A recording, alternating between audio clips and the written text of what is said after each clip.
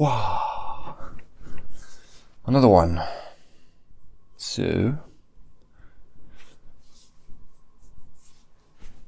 recording, everything good. So last week, not terribly eventful.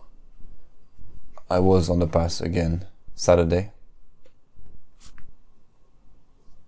and I did better than I had previously, so that's good.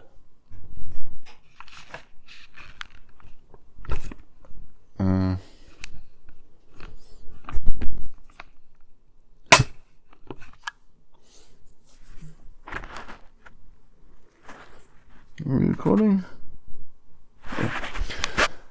So this Saturday I did better than I had done previously. It was my third attempt, so I was happy.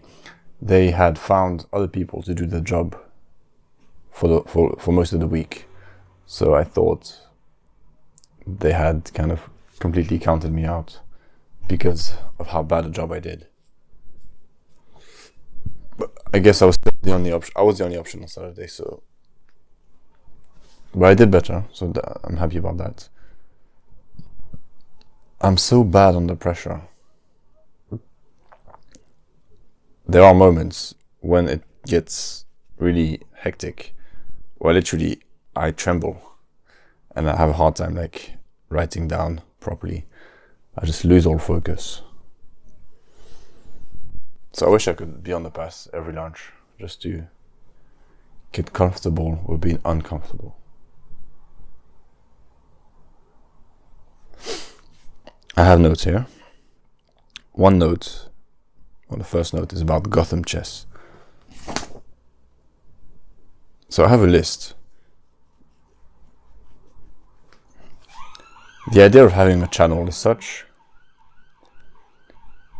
a crazy kind of privilege when you think about it. YouTube, I think, 15 years? I think the oldest videos on YouTube are around 15 years or something. We'll say 15 years, approximately. But 15 years ago, you couldn't just have your own channel. That wasn't a thing. Now, obviously, since everyone can now, the fact that there's more means that you're not as unique, you don't stand out as much for having a channel. So it just means you have to make a good one. But the idea of having your own channel as just an individual is such a privilege. And at the moment, all I'm doing on mine is this, which is a step in the right direction, simply by being consistent. That's a good... Oh yeah, it's episode 10. That's good. Wait, is this blocking the fucking lights? It's episode 10. Wow. So yeah. So I am a rabbit that chases too many rabbits. I have too many interests or obsessions or passions, whatever you want to call it. So on one hand, it's a problem because I have a hard time focusing. But this channel can be a way to, what's the word? Maybe share, or it can be a way for me to focus on these.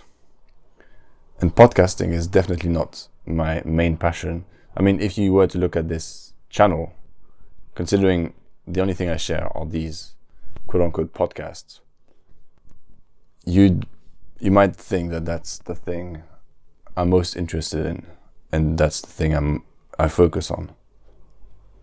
Well, I mean, you wouldn't, because these are a mess, but that's the only thing on my channel. If you're a filmmaker, you have things related to filmmaking, etc. And so this podcast is entirely an exercise in practicing letting go of needing to sound good, practicing talking. There were other things I was supposed to do weekly, which I've fallen behind on. I'll get back to them. But so this is only a vehicle in practicing, period. Now, I am a filmmaker, so there should be short films on this channel and behind the scenes of me filming stuff, music videos I do, short films. That's one thing. So at the top of the list, there's chess. I think for the first part of this year, I've mostly looked at chess on YouTube. I downloaded chess.com in February, and I've been obsessed since. And naturally, Levi Rosman, Gotham Chess, has been all over my feed, and Hikaru. I can't say it without doing it in an accent. I guess it's Hikaru if your native language is English. In French, I would say Hikaru. And then if I was trying to do a dumb Japanese accent, well, not a dumb, if I was just attempting a Japanese accent, it would be Hikaru. Hikaru. Yeah, I don't know how to say it normally, Hikaru. It sounds weird. Yeah, that's strange. Hikaru Nakamura. Yeah, I can't say it. Anyways, and a bunch of other people. And so I've been playing chess, trying to get better. I've hit a plateau, and I've been playing less recently. Would I make videos related to chess is the thing. There's a guy named Frank, I'm pretty sure, British, who's risen to prominence recently, and he's terrible, but he's in a process of getting better and learning. And he's, what's the word? I wouldn't say the word isn't watchable. He's entertaining by virtue of just by his personality, and he is learning, so that's good. But I don't know if I would make anything interesting related to chess. And there's podcast, then there's working out. That's another interest I have, working out. It doesn't look like it, but it will at some point if I keep working out. So you see a lot of these, and I see a lot on my feed as well, of body transformations. And people learning and teaching things of that nature. I don't know if that's something. So the thing is, for example, this podcast is that I have to practice. That's my practice right now. And I have to do it weekly because that's the goal I've set myself. And because I publish it, there is a sense of a kind of, not pressure, but I have to do it. I almost tell myself like there's people waiting for it, outside of me. So I have this kind of pressure. I don't really have this kind of pressure. I don't really feel pressure. But maybe one day I will, when more people watch. But it is a good thing because it's regular and it is public, so anyone can come and watch it. So if I were to do something like that, a workout, a body transformation thing, I would be held accountable if I publish my results regularly. Because inconsistency is one of my biggest flaws and the reason I haven't been able to gain weight all my life and things of that nature. So working out, that's an interesting thing. Filmmaking. Haven't been very busy. Also haven't been forcing myself as much as I should have. But that's a route I could explore. Behind the scenes and things like that. Then there's a vlog. I was watching a video on how to become more fluent when you speak. And something I often struggle with is when a word is on the tip of my tongue, as people say. Just the ability to find the words that I'm looking for. Because I do have quite a broad vocabulary, but especially when I'm uncomfortable, but not necessarily. It's probably especially when I'm uncomfortable. I can't find words ever. I always struggle. And so the video talks about, there's an exercise first where you have to pick, I think the letters are S, A, and F, maybe, something like that. And you have, in 1 minute, you have to say as many words that start with the letter S, and then A, and then F. And if you get, I think, under 20, it means you're really bad at it. So there's a baseline, and the easier the exercise is for you, the more your ability to recall words is. So it's not about having a broad vocabulary, it's about being able to use that vocabulary. And that's a very important tool. Being able to use, the things that you already have. Anyways, I wasn't terribly good at it. And so the lady in the exercise says that one way to practice is that specific exercise, and also vlogging, because a bit similar to this exercise, you end up publishing it, although the vlogging is different because you'll be in a public setting. But there's the part of filming yourself and having to be fluent on camera, which is difficult. There's the added difficulty of doing it in public if you're vlogging. And I had tried, well, it was almost like 2 years ago now, even more maybe. I tried to do a daily vlog, tried to make it kind of creative, so to speak. I wasn't ever talking on camera, because that seems like the most uncomfortable thing ever. This, well, after some practice, this is fine. This is not that uncomfortable. But the idea of holding the camera would be more uncomfortable. And then the idea of doing it in public, or even doing this in public, would be very uncomfortable, impossible at the moment. So vlogging is an exercise that would be interesting. Then photography. For a while I was more obsessed with photography than I am now, but I'm still obsessed with photography, and I love those. That's one of the genres of YouTube videos that I like the most. I think if I had to give like my top 10 YouTube channels, maybe even top 5, I would put Nick Carver in the top 5 for sure. And so in terms of photography, there's lots of channels that are good, but he's the one that can put together all the elements. I mean, Logan Barker, I think that's his name. He makes by far the most visually appealing videos in that genre. They're very cinematic, they're amazing. Now, his personality isn't as appealing as Nick Carver. Nick Carver is funny, witty, kind of warm. He's great. Then you have Willem Verbeek, I'm pretty sure that's his name, and he makes really good videos. He makes a lot of videos, so that's one of the more appealing things. He makes lots of videos on many different topics. I learned a lot about film photography through him, so he's good. Well, there's more people, but I can't think. But that's definitely, I would say. So Nick Carver and Willem Verbeek are definitely the two of the ones that I watch the most. But what sets Nick Carver apart is that the photos he takes are actually great. He takes really good photos. He's an amazing photographer. So he takes you on this journey towards finding or making a good photo. He takes you on the journey and the struggle. It's dramatic.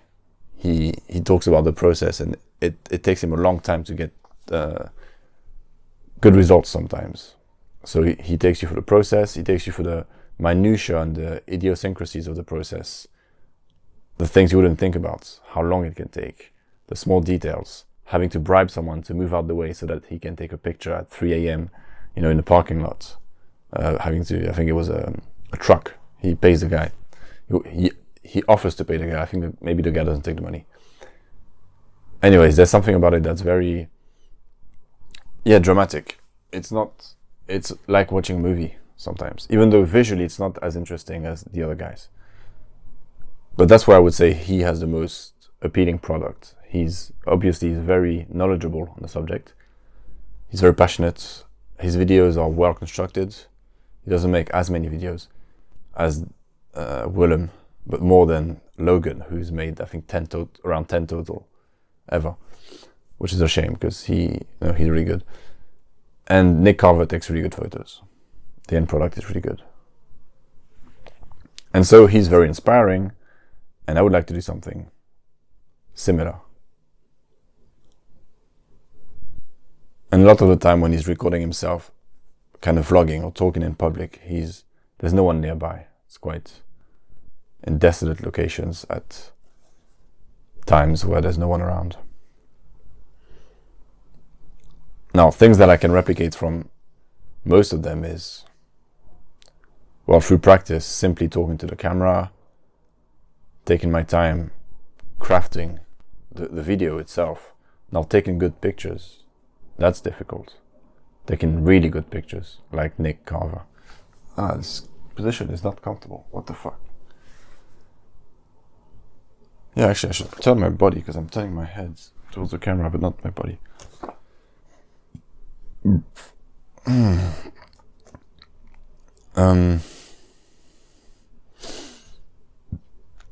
Yes, the specific thing with Nick Carver is that he makes videos about specific photos and the whole process behind them. So I would need...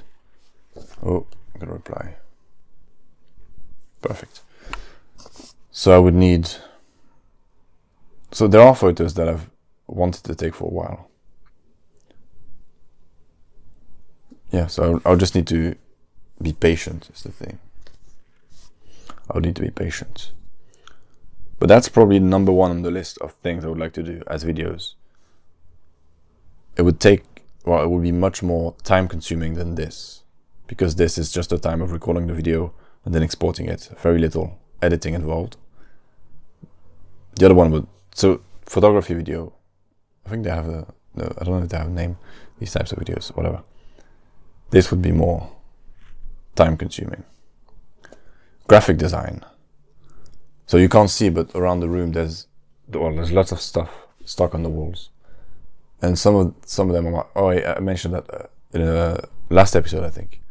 Some of them are my posters, which I made 2 years ago when I was trying to do one poster a year. And at that time, I watched, very similar to the photo thing, the videos of people producing graphicking. No, that's not a word. And these were quite appealing, but at the moment I'm not that interested in graphic design. Then there's film reviews. Film reviews are weird. I don't know. There was a time where I was watching a lot of Let Me Explain, I think it's called, the guy. Let Me Explain. There's Chris Stuckman. Yeah, I think that's his name. I think he's the main one that I've watched. And Mark Kermode.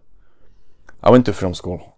I was never good or comfortable with the idea of analyzing films or film reviews specifically. I think that's really not my strong suit.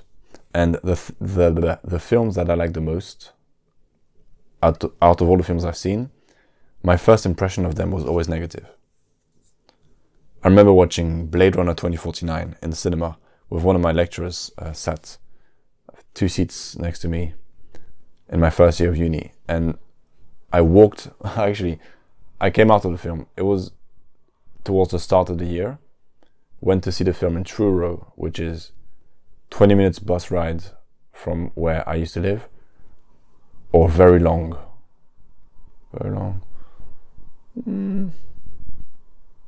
How did I manage to get lost? Anyways, it's a pretty long walk. I remember after the film finished, I wanted to walk a bit to think about it. And I walked the wrong direction. I was so absorbed by my analysis of the film, just by thinking of the film, that I walked for like half an hour in the wrong direction.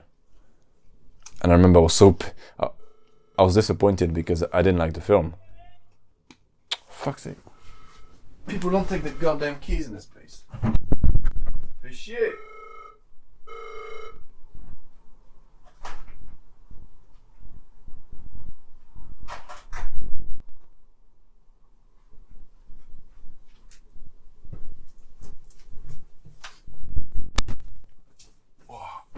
I did just come out of my room and shout "Fichier," which means fuck's sake, like a dumbass.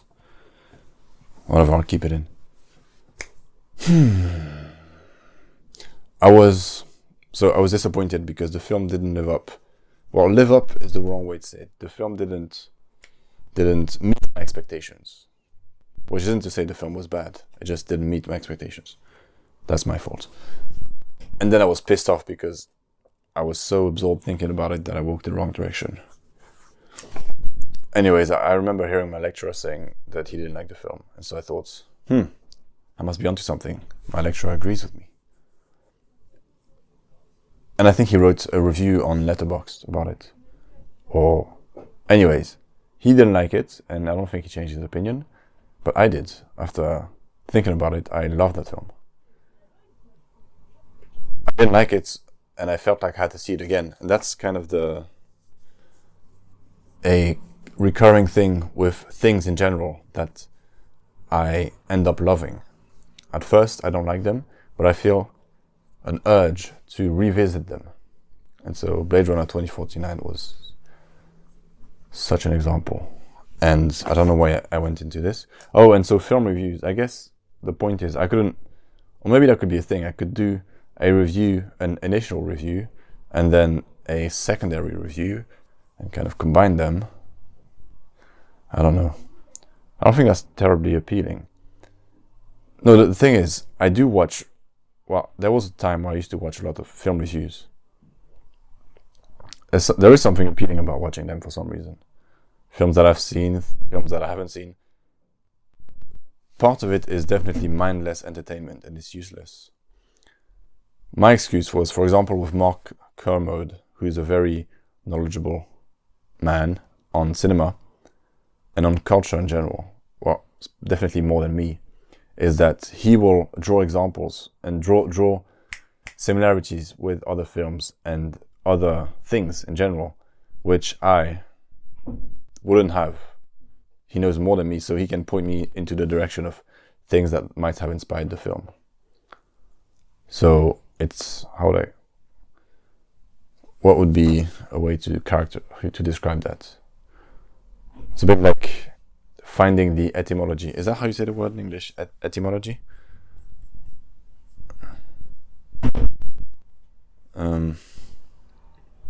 It's funny being foreign, isn't it? You can't help but there's something crooked and unusual about everything that happens when I open my mouth. Etymology. Etymology, yeah. Yeah, it's like looking up the etymology of a word. It's a bit similar. Which, I'm not Mark Kermode. So you have to think about what I have to think about, what would I bring to it? I would draw my own, I don't know what's happening here, it's like stings. I would draw my own comparisons to other things. And then there's short films. I should do short films. But so these are the main categories. So definitely number one would be photography videos. I also have to think about making it achievable and accessible. So these podcasts, not something that is easily digestible or easy to share. Like no one cares about a 1 hour podcast of some random rambling dude. Film essays have more potential for growth and for improvement as a result. If I get more feedback, if more people see it, these videos will be shorter, they will be more easily targetable. And a photography video are the ones that I would like. They're the ones that I care about the most.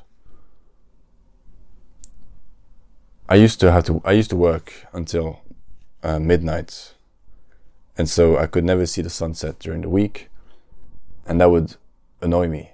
I used to love going out for a walk around that time when I was at university, and go out to take photos. So I would have Sunday evening and Monday evening. Those were my days off. And I wouldn't go out because I would be just tired or I couldn't be bothered. Now I can go out every evening. I'm free, and I don't. This idea of the grass being greener on the other side. Why is it that way? Oh, so in terms of chess, yeah, I don't think that's something. I don't really see a way to approach that at the moment. But Gotham Chess I would put him in the same kind of category as Nick Carver, of really being able to do, having perfected his niche. Yeah, having perfected his niche. Like, he's able to really keep things fresh. I remember the video, the title was The Two Kings Touching. It was such a, not thought-provoking, but it's something that immediately draws you in, you're intrigued. And then he did the video with ChatGPT playing against Google something. And the AIs are breaking the rules. And it's a really fresh way of looking at it. Really interesting. So regardless of the fact I'm probably not going to do anything related to chess on YouTube, it's good inspiration. But it's strange how people have this ability to just be magnetic in that way, just as I have said earlier, just charisma. So Gotham Chess, Levi, he just has this energy about him. And clearly it's taken a long time. It's not an overnight thing. But it's so amazing to experience. You're just losing yourself in his energy. Like, the fact that I can binge watch a lot of his videos at once. And he makes a lot of videos. It's really it's weird sounding. The way I structure my sentences is based on things I've heard. And I wanted to say it's a testament to his, work ethic, testament to his greatness. And that's such a pre-made sentence, a testament to, his work ethic. This is a testament to his greatness. These are the pre-made sentences you hear said by sports broadcasters. And,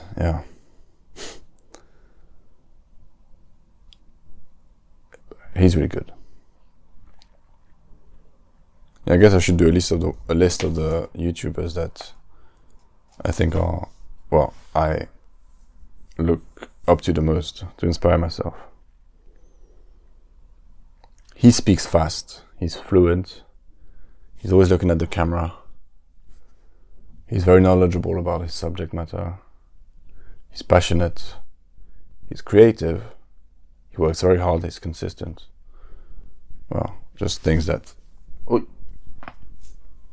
generally lead to success. And he has a niche. He's a leader in his niche. Nick Carver is not, his niche is not as popular, and he's not the top dog in his niche. But in terms of quality, he is. More notes. The stupid shit I do, that's the note. Comes with sub points because it's important. Stupidity. What's the definition of stupidity? That's something someone stupid would say. Is it? I don't know, actually.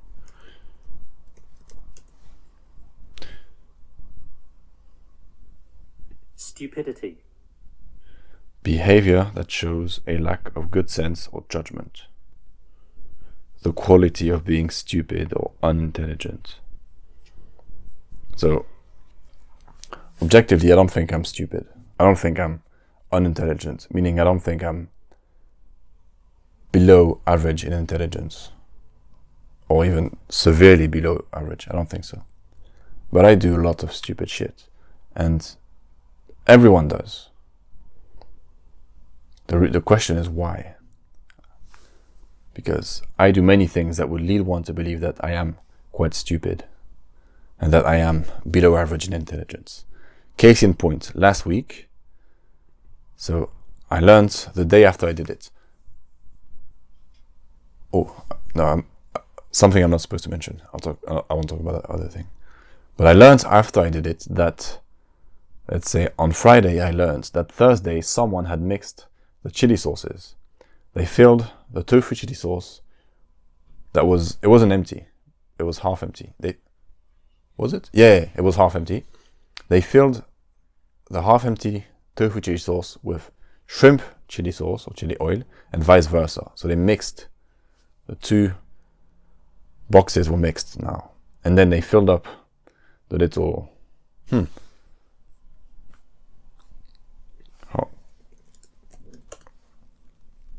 It's probably saucer, no?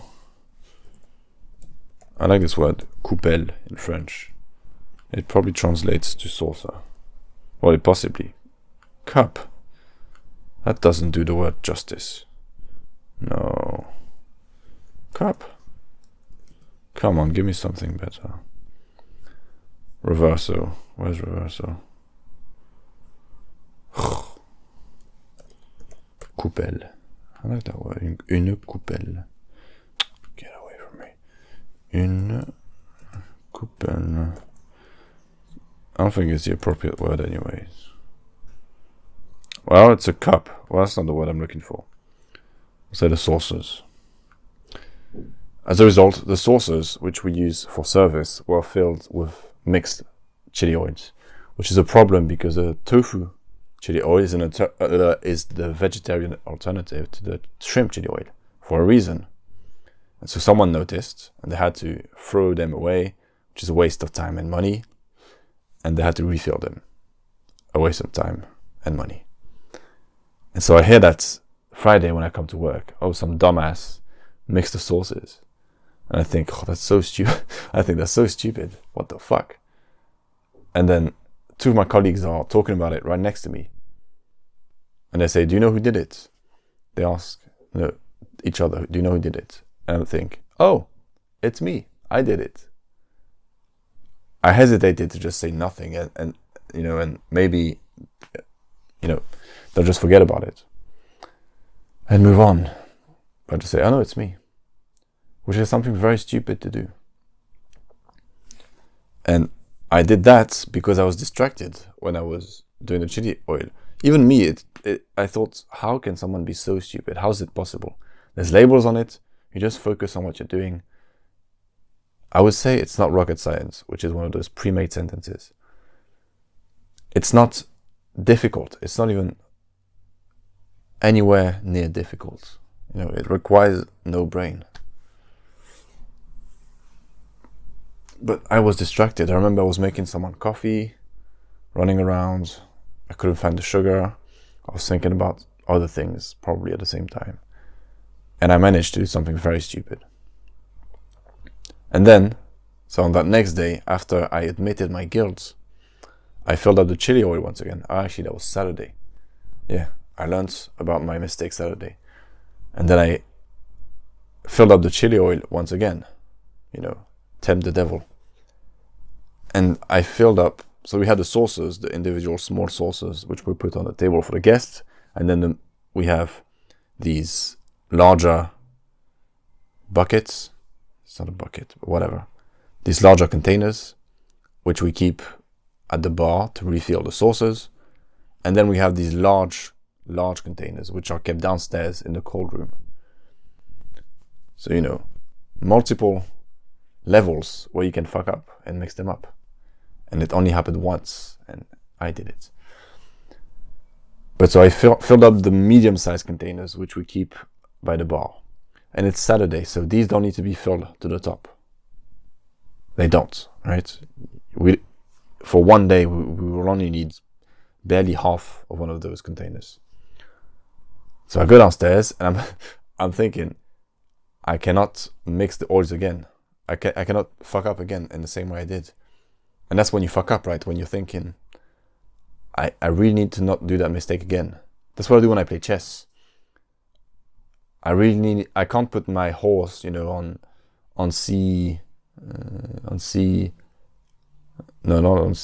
B4 again, because then it gets taken. And then I think, okay, maybe I should move my bishop, maybe my pawn, and then I think, oh fuck it, and then I move my horse, and I think, oh, I just did a thing I wasn't supposed to do by overthinking about it. So I'm thinking, okay, whatever I do, I cannot mix the oils again, because that would be just ridiculous. And what I ended up doing is I filled it up to the top, which was also a mistake. And then I came upstairs, and one of my colleagues made the remark, hey, why did you fill it up to the top? And I thought, oh, because I'm stupid. So, mistake on top of mistake because I'm distracted.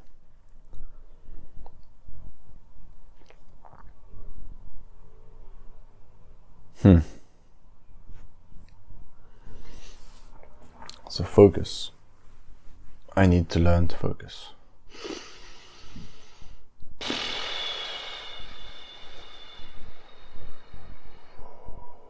Focusing is near impossible. And last note is on getting rid of bad habits. So my sugar addiction is becoming a thing of the past, kind of. I would say my extreme sugar addiction is a thing of the past for sure, because I used to eat 100 grams of sugar just in 10 minutes every day, at least once. So that's a thing of the past. It was bad for my finances, for my health, for my mind, for my, what's the word? My self-worth. So that's a thing of the past. I still eat sugar, but now I would say the same way I quit pornography last year is the way I always try to quit these things. Is I just go cold turkey. I just stop, and I try my best to not relapse, so to speak, to not do it. Oh, I want to eat a bar of chocolate? No, don't do it. Think about not doing it. Do something else. Every time I think, oh, I want to eat a chocolate bar, just say no to yourself. And that only works for so long. At some points, I have to tap into other parts of my mind, other techniques, other approaches. That's not a sustainable approach, because it feels like there's no growth involved. It's always, oh, I want to do this. No, don't do it. And it keeps coming back, the urge. So it's bigger than just the urge. Just like you don't treat an illness by just treating the symptom, you have to go to the root of the problem. And so it's the only way I know how to do this, by going cold turkey. And it's kind of brutal, so to speak. But then what I did after that, which I didn't even think about the fact that that's what I did with pornography. But what I did after that is that when I get the urge, I overthink about it. That's my solution, overthinking. I overthink. Why this urge? Why do I want to do this? I don't even like the taste of it. It's disgusting. All right, same with pornography. It's actually not, there's nothing positive about it. It's purely negative. It doesn't even taste good, this chocolate. It doesn't taste like chocolate. It tastes like detergent, really. When I eat too much, when I used to eat too much, at some points, it just tastes like detergent. It's disgusting. But it doesn't taste good, is the point. So why do I do it? I kept asking myself, kept kind of intellectualizing the process. Why? Why do I do this? What's the point? Why waste time, money, energy, all these things? And so I think, so then the next step is kind of thinking, who is the person that would do this? Again, what is the version of me that would be weak and do this thing that is purely negative? Why would this version of me do it? And I've found that I get to a point where I think, I just think, I don't need to do it. I don't even want to. The cycle, the mindless cycle that doesn't reflect on what it's doing, the mindless me that doesn't reflect on his actions, has disappeared. And now I'm facing a problem with a clear mind, and I think, it doesn't taste good, it's not going to make me feel good, I don't even like it, there's no reason to even think about it. And then the urge, which is the problem, right? This urge, what's the word? There's a good word for it. Well, it's probably urge. This pulsion, we'll stick to urge. Yeah, this urge, which is something, I guess a good, maybe primal, something that doesn't think, that's emotional. This urge, it doesn't exist anymore. Because that's not the kind of part of me that I use to tackle this problem. It's not this primal urge, deficient part that's like, I need this. I'm deficient. I need to eat that sugar, right? It's not that part of me that's approaching the problem. Now it's a more calculated, intellectual part. That's like sugar. Like when someone gives me at work, we have colleagues that bring, biscuits, and we get given food. Roger brings, what the fuck are these called? Donuts. Oh, those Greg's donuts with the, what is it, jam? Strawberry jam inside or raspberry jam? These are disgusting and delicious. But now when I look at them, I don't think, that would feel nice. Ooh, little one, and then I can't eat one, I would eat 5. I just think, there's no appeal to it, has no appeal. So, that's good. I'm getting closer to transcendence. Transcendence, that's how I say it. Transcendence. Yeah. Getting closer to transcendence. So talking about food, my obsession with gaining weight is gaining traction with me. So I've counted my calories and how much I need to eat in a day. And it's a lot of, well, it's not that much food. It's manageable. But I used to want to do a keto diet because the people who advocate for a keto diet make points that are very attractive. And I wanted to do intermittent fasting, which I still think, based on the benefits it has, is the way I want to go forward in the future. But I've decided my main goal is to gain weight. So no keto, no intermittent fasting. I just need to eat a shitload of food. And it's that thing, the grass being greener on the other side. You always learn that, well, you have to enjoy the process, because the results are not going to fill you with joy. The results are going to be very temporary, and these are not going to fill you with joy. I don't know why there's this sense. I really feel like something that seems as trivial as gaining weight, because I'm not severely underweight. It's not an issue for me. But it's something that I've wanted for so long. It feels like it's going to feel so good to actually gain weight and not be a scrawny, lanky little dude. So we shall see. We shall see.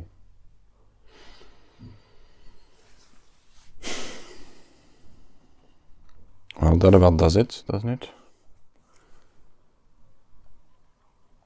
My rota for next week.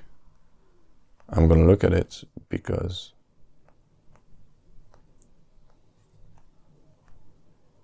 where am I? Pom pom pom. Beautiful. Same as usual. But yeah, the pass.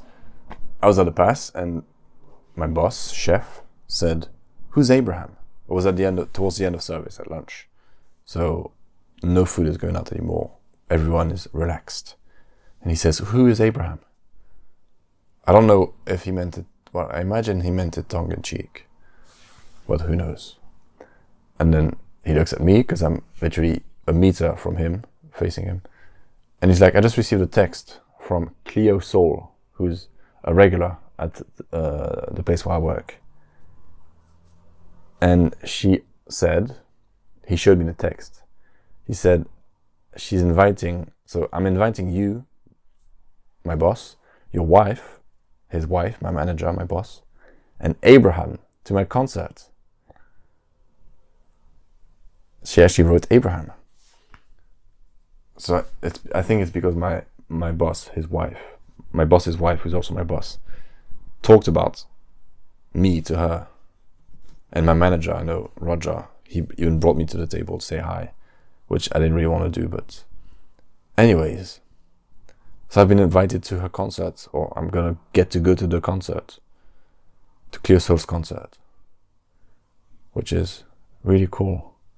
But at the same time, since the first time she came, and I let everyone know that I was a huge fan, they've decided to play her music on repeat in the lounge of the restaurant. And now I can't listen to her music because it just puts me back to my workplace, which I don't want to be there if I don't have to be there. So I haven't listened to her music since that first time where I got to say hi, I'm a huge fan, to her in person. And now I'm invited to go to her concert. So that's funny how things work out.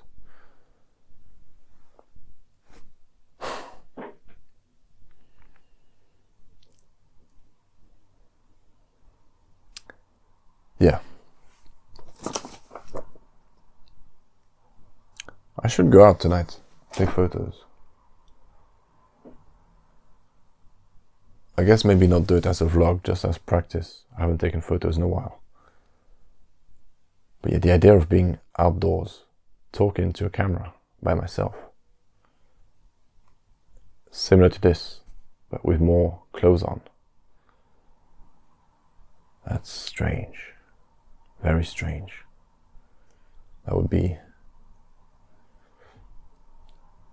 quite, what's the word? Intimidating. On this note, thank you. That about does it. Yeah. Thank you and goodbye.